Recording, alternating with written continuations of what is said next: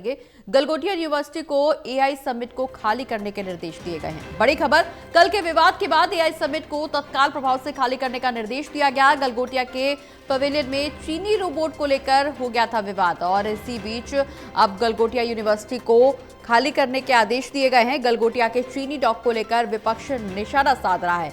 तो बड़ी खबर आपको बता दें, कल के विवाद के बाद एआई समिट को तत्काल खाली करने का निर्देश गलगोटिया यूनिवर्सिटी को दिया गया है। दरअसल पवेलियन में चीनी रोबोट को लेकर विवाद हुआ था। गलगोटिया के चीनी डॉक को लेकर विपक्ष अब निशाना साध रहा है। विपक्ष हमलावर है। गलगोटिया यूनिवर्सिटी को एआई समिट को खाली करने के निर्देश दे दिए गए हैं। कल विवाद हुआ और विवाद के बाद एआई को तत्काल प्रभाव से खाली करने के निर्देश जारी किए गए हैं। तो बड़ी खबर, गलगोटिया यूनिवर्सिटी को एआई समिट को खाली करने के निर्देश दिए गए हैं। कल के विवाद के बाद एआई समिट को तत्काल प्रभाव से खाली करने के निर्देश। दरअसल गलगोटिया के पवेलियन में चीनी रोबोट को लेकर विवाद हुआ था और चीनी डॉक को लेकर विपक्ष अब निशाना साध रहा है। इसके बाद यूनिवर्सिटी को एआई समिट को खाली करने के निर्देश दिए गए हैं। ज्यादा जानकारी के लिए हमारे साथ असिस्टेंट एडिटर लेफ्टिनेंट कांडपाल जी जुड़े हुए। ललित जी, गलगोटिया के पवेलियन में चीनी रोबोट को लेकर विवाद हुआ, विवाद ने तूल पकड़ा और अब आखिरकार बड़ा एक्शन लेते हुए गलगोटिया यूनिवर्सिटी को एआई समिट को खाली करने के निर्देश दिए गए हैं।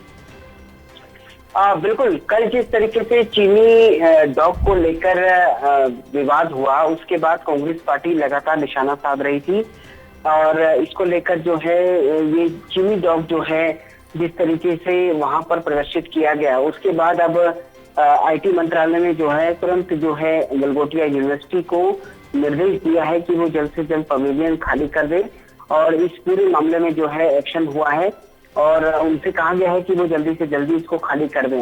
ये सूत्रों के हवाले से खबर है और जिस तरीके से ये पूरा विवाद हुआ, उस विवाद में एक तरीके से बड़ी किरकिरी हुई है और उस किरकिरी को देखते हुए जो है सरकार ने सख्त कदम उठाए हैं और सरकार की तरफ से उनसे कहा गया है कि वो इसको खाली करें। और जिस तरीके से उन्होंने चीनी रोबोट को प्रदर्शित किया, वो भी अपने आप में काफी निराशाजनक है और कई और चीजों को लेकर भी विवाद हुआ है। तो अब देखना होगा कि आने वाले दिनों में सरकार किस तरीके से क्या और एक्शन लेती है या फिर ये विवाद यहीं पर खत्म होता है। बिल्कुल ललित जी, सवाल ये भी कि इतने वैश्विक मंच जहां वैश्विक नेता शिरकत कर रहे हैं, निश्चित रूप से विश्व भर की निगाहें फिलहाल दिल्ली के भारत मंडपम के एआई समिट में टिकी हुई हैं और ऐसे में इस तरह की हरकत करना कितना शोभनीय, कितना निंदनीय? काफी निंदनीय है और जिस तरीके से ये इस रोबोट को प्रदर्शित किया गया है वो अपने आप में काफी चिंताजनक भी है, क्योंकि इस समिट में जो है कोशिश ये हुई है कि जो भारत में एआई को लेकर काम हुआ है, भारत में एआई को लेकर जिस तरीके से अलग अलग चीजों का प्रदर्शन किया गया है, वो बताने की कोशिश की गई थी भारत सरकार की ओर से कि भारत एक तेजी से एआई को लेकर काम करने वाला एक तरीके से क्षेत्र है, देश है जहां पर काम हो रहा है।